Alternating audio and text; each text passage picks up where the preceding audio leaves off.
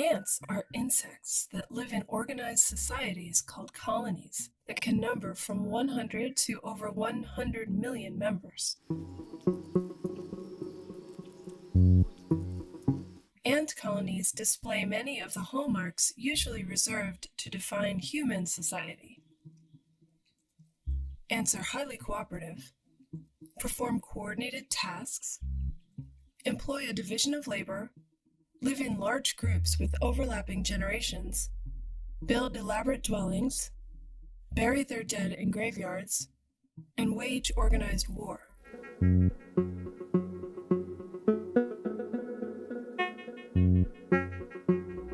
While dinosaurs still roamed the earth, ants had already invented agriculture and air conditioning.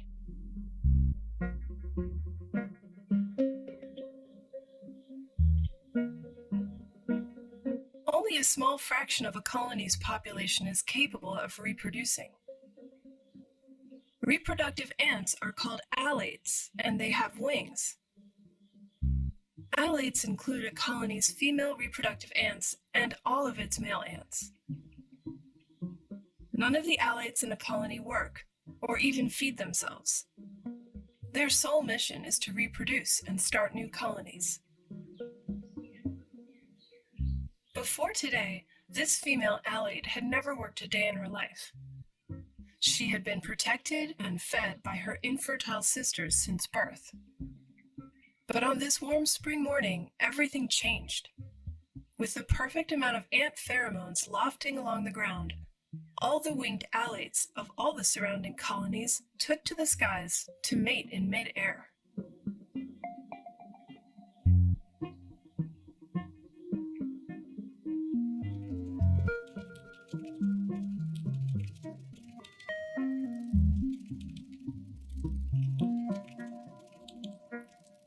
A newly mated queen typically flies over a mile away from her home nest before selecting a location for her new colony.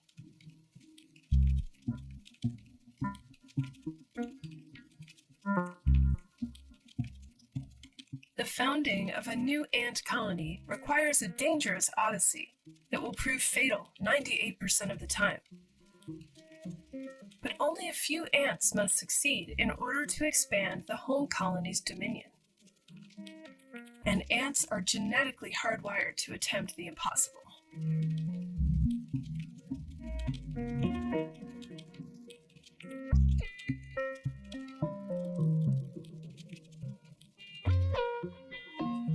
After she landed, she used her legs to snap off her own wings. Wings would only slow her down now. She must hurry up and dig underground to avoid being eaten by a lethal variety of potential predators.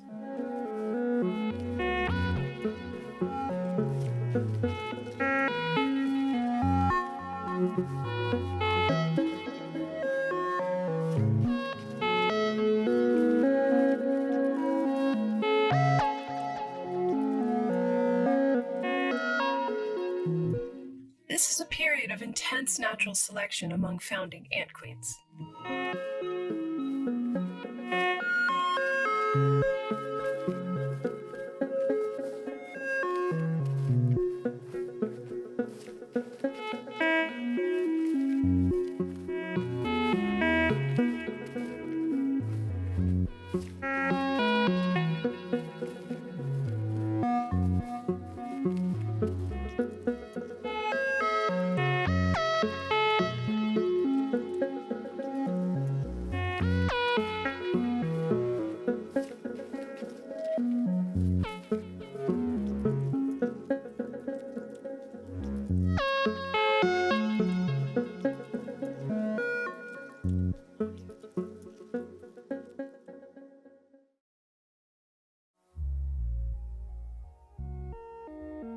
She made it underground, and she has laid her first clutch of eggs. Clutch is the term for a group of eggs laid at a single time in a nest.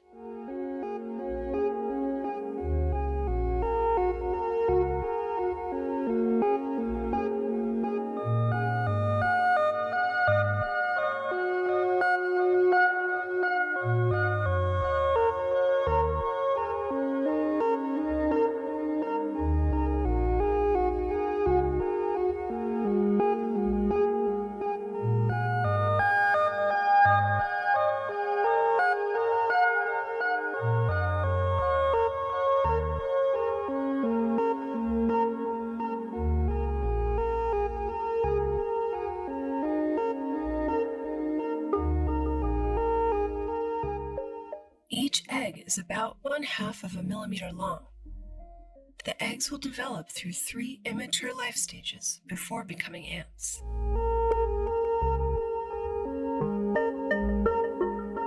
The queen conserves her energy.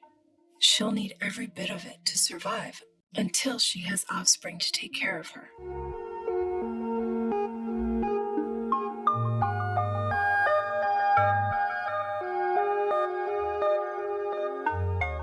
Within 1 to 2 weeks, the eggs develop into the second immature life stage, larvae. Larvae is the plural form of the word. The singular form of the word is larva. A larva's plump, legless body is without eyes or major organs, just a mouth through which the queen feeds it liquid food. If you look closely, the larvae's mouth parts open and close in anticipation of nutrition. Larvae molt repeatedly, shedding their outsides. As they grow, their bodies sprout hairs, some of which are hooked. The hooked hairs help the queen safely hold and transport the delicate larvae in her fearsome mandibles.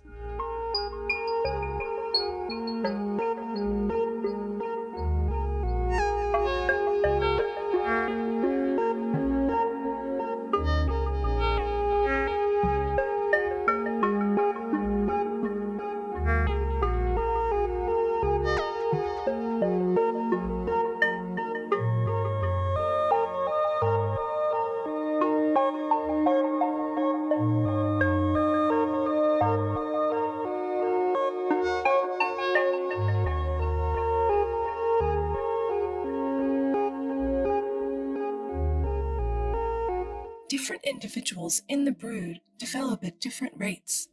One egg may become a larva faster than another. So at any given time, there are usually multiple life stages present. In another 6 to 12 days, the larvae transform into the third immature life stage, pupae. Pupae is the plural form of the word. The singular form of the word is pupa.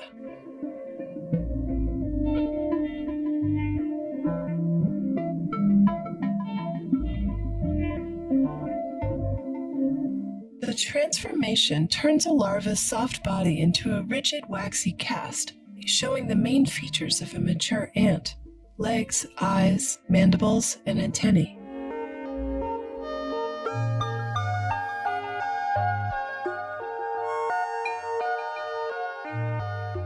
Under the queen's mandibles, there is an amber-colored droplet.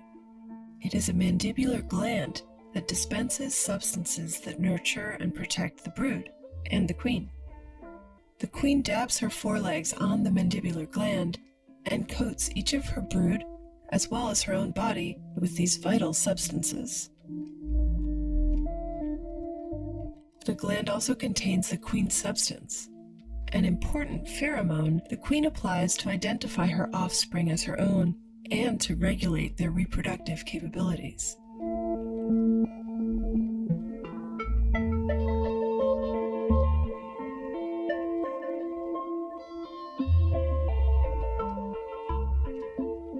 It is essential that the queen regularly handles the brood.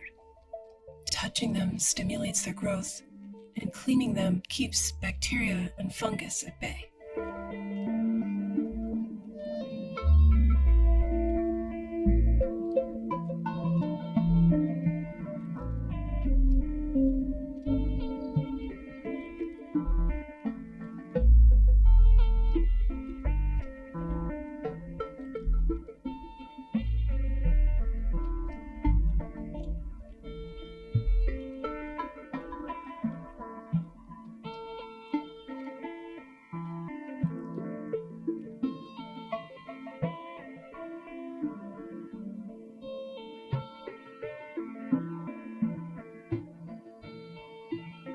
In entomology, which is the scientific study of insects, the emergence of a more mature life stage from a less mature life stage is called eclosion. As an example, A larva ecloses from an egg. A pupa ecloses from a larva. Spoiler alert, by the end of this episode, an ant will eclose from a pupa.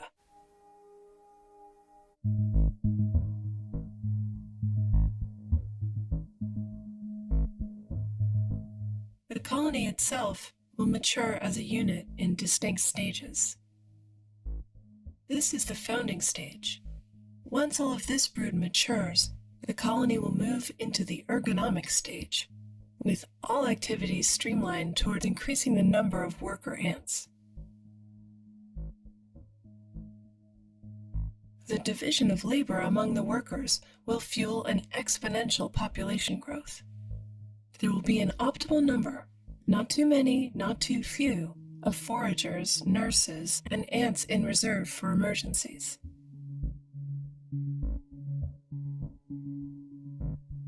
Depending on the species, 1 to 5 years may elapse before the colony enters the reproductive stage, in which the queen produces new, fertile queens and males who will venture out to mate and start new colonies of their own. After that expansion, the colony rededicates itself to growing its worker population in another ergonomic stage.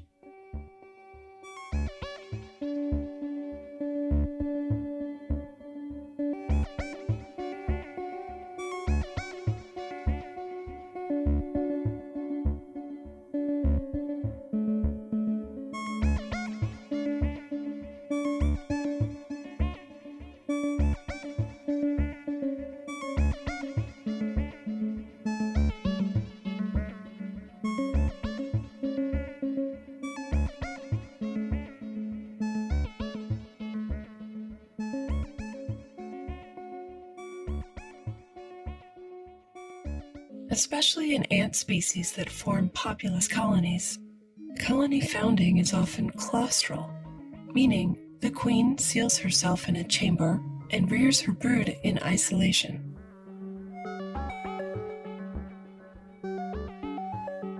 The claustral queen has not eaten since leaving her home colony. She will not eat again, and unless her offspring are able to go out and bring back food. The ant queen's body has even dissolved and reabsorbed the muscle tissue that once held her wings in place. This phenomenon is called histolysis, and it is an advantage that evolved among ant species with large colony sizes.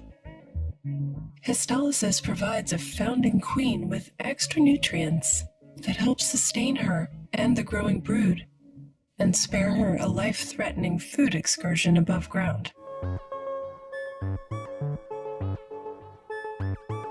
If the queen can survive until her first brood matures, the new colony will stand a chance.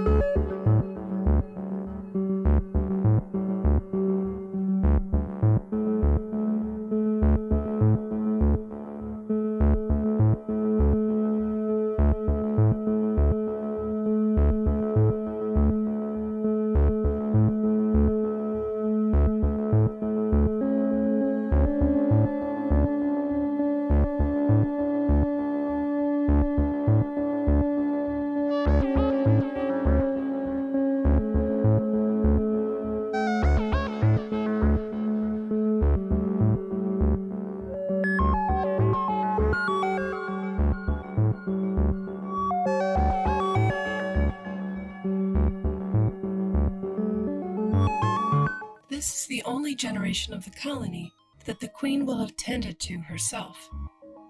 Later on, her offspring will carry her eggs into a separate brood chamber where nurse ants will raise them, allowing the queen to concentrate exclusively on producing eggs, from 100 to 100,000 eggs per day, depending on the species. Many ant queens lay eggs continually, but with bursts of high production every few weeks that last for 5 to 6 days. Does the timing of that cycle sound familiar to anyone? Ladies?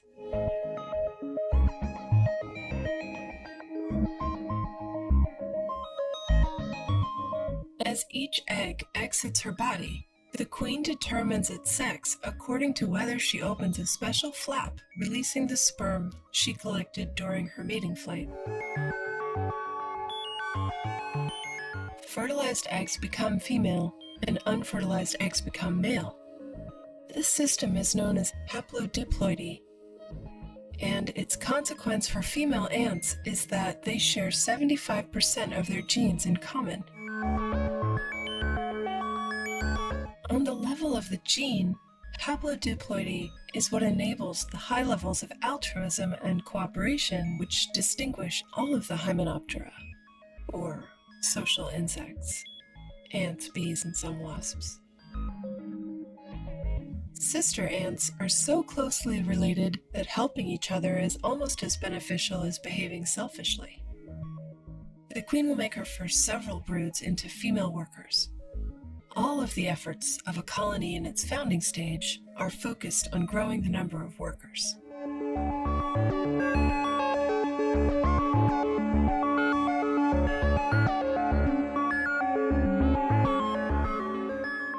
The vast majority of ant colony members are female. Not only the queen, but all of a colony's soldiers, foragers, builders, and nurses are female. Ant society is a global matriarchy.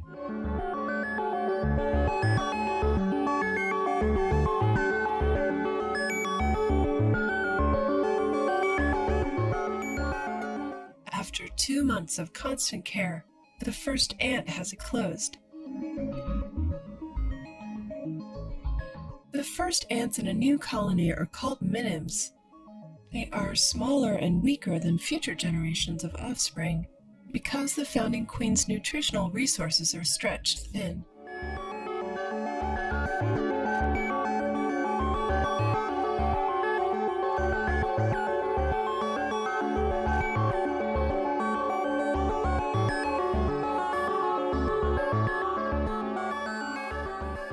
Once all of the minims have eclosed from pupae, the colony undergoes a radical transformation.